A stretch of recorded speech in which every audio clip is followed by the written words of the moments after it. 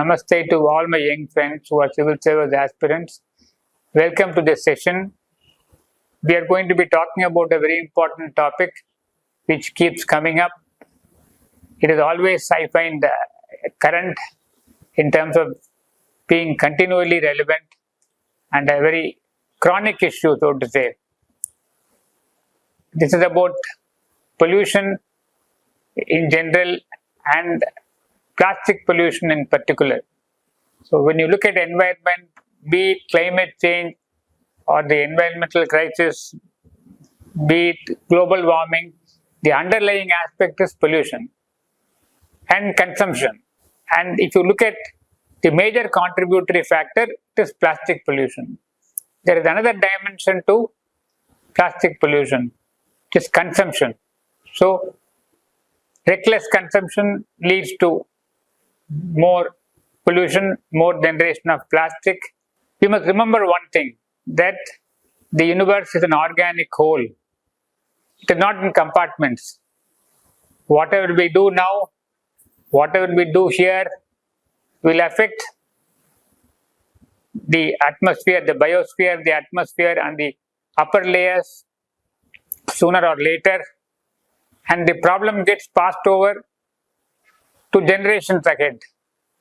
So it is of such vital importance which deserves utmost consideration, policy action and concerted action by one and all, so that we remain sustainable. Otherwise, we will only be doing things which are self-destructive, so to say. A lot of statistics, some strikingly fearful projections keep coming up. We all see them in the news. For instance, you must have read that by 2050, there will be more plastic than fish in the ocean. What a challenge, how mind-boggling and how fearful is this scenario. A mix of journalism, activism, lobbying, corporate and government PR makes it all complex, because there are always conflicting viewpoints. There is no clarity. Pressure groups wanting to appear to be on the right side make a lot of noise once in a while, and then it dies down, unless there is some serious event which once again brings to the fore question of plastic pollution. Problem is also emotive. You see, particularly the lower strata of society, easy packaging, convenience, plastic has become part and parcel of their daily lives. So you can't take a decision overnight which takes away these conveniences and places the lower sections who are so used to a certain way of life and certain way of going about their business very difficult. Analytical approach is essential. We must steer clear of knee-jerk reactions. Is a major part of the problem confined to single-use plastic? There are two issues. One, there is an impression that you avoid single-use plastic and the problem is solved. It is not so. The issue is of broader dimension. One thing is clear, plastic is clearly an environmental issue. One hand, heightened awareness, on the other, confusion about people's responsibilities and options and the role of government and industry in reducing plastic pollution. So one is the user, one is the producer, one is the government. Who must do what? These are all issues to be addressed. 21% of the survey respondents favored recycling. So is recycling an answer? It's still not clear. 10% favored reducing consumption. As I said, consumption is a very serious contributory factor. Reduce consumption, you reduce plastic pollution. So basically, there's been we're all aware of a slogan which I find is available in even the NCERT book of 9th standard or so, which says reuse, recycle, repair, reduce, reject, or the R's. So many suggest eliminating use of plastic and switching over to alternatives such as paper and glass, which used to be the case maybe 50 years ago. Is that possible? But then that is some kind of an ad hoc empirical idea which comes to mind as an easy solution. It is not that easy. Serious studies have shown that use of glass and paper for packaging to eliminate plastic can be costlier to the environment than plastic pollution. It is not as though glass and paper don't pollute. The glass industry, the paper industry, they are responsible for a lot of pollution in the manufacturing process and so on. So it is, however, conventional wisdom that the world is grappling with plastic problem. Single-use plastic has been in focus. Government of India have also brought in some legislation to ban it. Despite all that, place like Chennai, you find single-use plastic is still in use. Earlier it used to be done quietly, now it is done openly, which only means the implementation is so slack or it has not been possible to implement it for various reasons. It is estimated that 8 million tons of animal killing plastics enter the ocean every year. 8 million tons of plastic enter the ocean every year, which are extremely deleterious to marine life. The battle against plastic seems to be getting tougher. There is overwhelming sense that you can't control it. Are we fighting a losing battle? For instance, in the case of single-use plastic, legislation at the government level, legislation at the central level, still the ground reality is that it continues to be in use. Need to understand how the plastic problem has arisen and snowballed into crisis proportion. You must understand the origin to be able to analyze it and come to conclusions and find plausible solutions. Plastic or synthetic polymer is now inextricably embedded in our lives. Try to go one day without touching plastic. It is impossible. I am sitting on a desk which has got plastic. I am sitting on a chair where the armrests are all molded plastic, so on and so forth. It is no longer possible to imagine life where everything is made of wood. Plastic is embedded in daily life, from clothing to furniture and medical care to your smartphone to almost ubiquitous in packaging material. It is integral to a globalized food and consumer goods supply chain, FMCG so called. Plastic is a great material because it is a water barrier. It is impervious to water. It provides watertight packaging. It is a barrier to air and oxygen, so it doesn't allow food to degrade easily. It is lightweight and helps preserve food. It is in fact a dream material. It's got everything that you could possibly ask for. How did plastics come? Technology revolution in petrochemicals and polymer science and catalysis led to discovery of processes for converting petrochemicals into various kinds of plastics for various applications.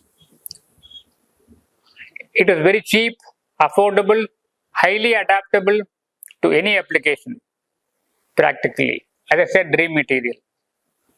So it is a boon, but down the line has become a bane and a curse. Another view is that plastic is not a problem, but littering is. Difficulty in disposal of plastic are issues to be faced. One is most of the plastics that are in use today are non-biodegradable. They are toxic when burnt, incinerated.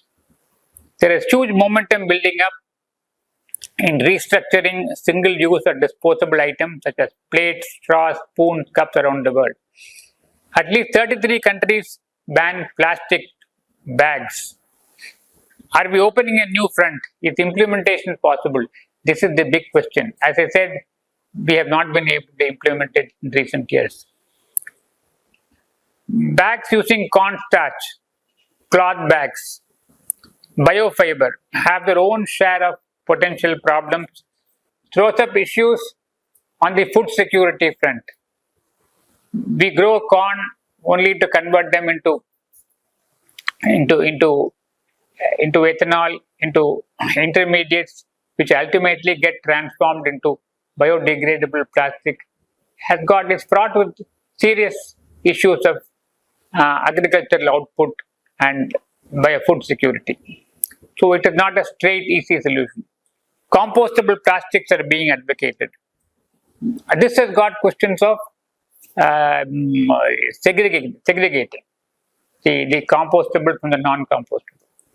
Segregation has been tried, is being advocated very, very strongly, but it is not happening. Unlike in the Western countries, where segregation of plastics of various kinds appears to be happening quite effectively and has settled.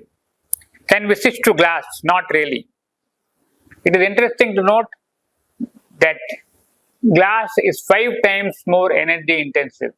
You can imagine the amount of energy we will require if we have to switch to glass. Paper bags. The reality is they can cause even more air and water pollution, besides being a heavy drain on biomass and hence unsustainable to completely replace plastic. What then is the alternative to plastic? Nobody seems to have a clear answer. But some ideas which we need to work upon are, one, how do we reduce plastic usage? How do we recycle? How do we bring in new technology? Main culprit as far as plastic pollution is concerned is packaging, as it comprises 40% of more than the 380 million tons of plastic produced every year. See, it does not appear to be so on the face of it. Half of the plastic produced, which is about 400 million tons, goes into packaging. When we come home, buy something, today it is absolutely, it is normal. You unwrap, remove the wrapper, peel off the plastic packaging, throw it in the dustbin. This was not so in the olden days when I was a boy, 40 years ago, 50 years ago, it was not so. So half the problem comes from the packaging industry. Proposals to make consumer brands and plastic producers responsible for the cost of plastic waste and its management is taking shape. There is a use and throw culture which has now become the norm. This has to be tackled. You buy a consumer durable, you buy a small device like say an umbrella or a torchlight, flashlight. You buy a pen. It is most obvious and absolutely, it is what shall I say, extremely matter of great concern. A simple thing like a pen that you use on a daily basis, we throw it away. Because it is affordable, it is made so cheap, the refill costs you as much as the pen, so to say. No refills are available. The amount of pollution caused by throwing away these small things like pens, small devices, is enormous. It adds up. So why shouldn't, for instance, we have systems which are amenable to being repaired? I remember in olden days, flashlight could be repaired. Refills were easily available. Nobody would throw away a pen. We would all buy refills for ball pens, so on. But today it has become consumption oriented, use and throw oriented, and these are adding to the plastic problem. There is a new idea called EPR, which is Extended Producer Responsibility. Government is working on it. Some draft legislations have been made. They are yet to get formalized into law, but this will happen. The Extended Producer Responsibility will mandate that the producer will support availability of spares, will ensure availability of spares. If you buy a flashlight, the bulb is gone, you should be able to replace that. If the cap is gone, you should be able to replace that. Similarly, I gave you the example of pens. We should not be throwing away things so fast. So these are all things which are on the anvil, and that will happen. Change in product design is another area which can help. Where you make it modular so that you can repair and reuse. Amidst all this debate, and then there is another huge problem brewing, which is yet to hit the headlines. This is one which cannot be mitigated by recycling. Have you thought of it? This is the problem of microplastics. Microplastic contamination in bottled water, soft drink, beverage, liquid, edibles, etc. The PET bottles have revolutionized packaging and particularly drinking water supply. But there are studies to show that there are microplastics. Microplastics in ocean water, microplastics in marine life, in fish, that ultimately gets into the food chain. These are all very serious issues with an impact on health and sustainability. These are areas, emerging areas, and the World Health Organization is working on it. Standards are yet to evolve comprehensively. For instance, we should be able to use technology to prescribe standards for making PET bottles or alternatives where the leaching leading to microplastics is reduced to levels of safety which are acceptable. And there are no clear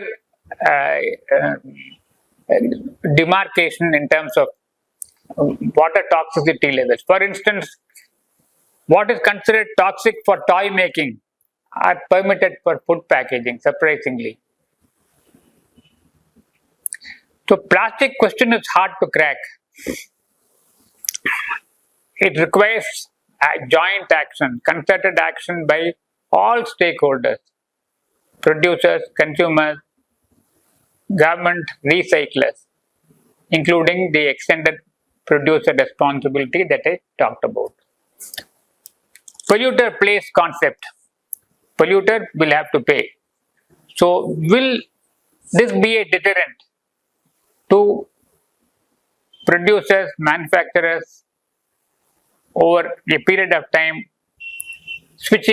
investing in technology, switching to new processes where the pollution is reduced? Yes, of course.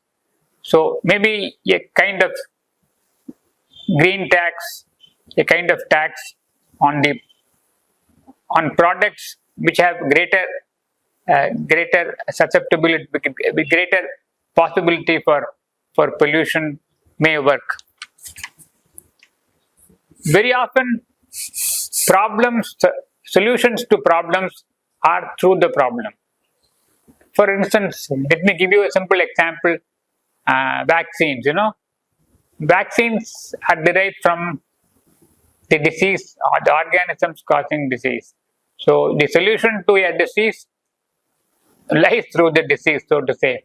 And vaccines have come like that. Likewise, plastic pollution, indiscriminate, excessive use of plastic has come about because of technology. So maybe newer technology is the key to its solution, more than ad hoc, emotive, knee-jerk reactions. So we need to accelerate efforts in this direction in terms of finding new design, new technology which will tackle these issues. The issue of plastic pollution is now a global concern. There have been meetings under the UN umbrella for nations to come together and come to common agreements. So these are issues which will happen in the coming years, and hopefully in another decade or so, we should have clear standards. We should have clear blueprint as to how societies are going to handle plastic pollution. Thank you.